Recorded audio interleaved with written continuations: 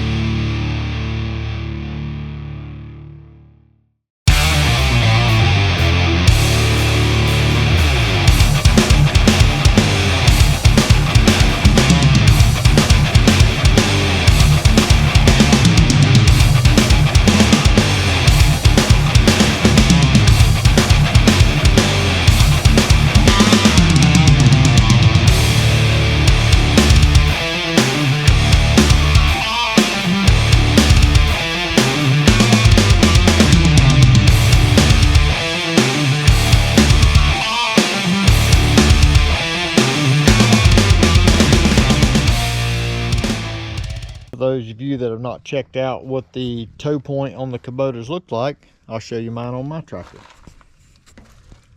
You can see it bolts right to the front. And this is the clevis that we send with it, and the bolts. That makes a great spot to run a chain through and get this thing chained down to the trailer without having to run a chain over all of this mess. Because I don't know about you, but when my tractor was brand new, the last thing I wanted to do was put a chain over the nice powder coat and scratch it all up.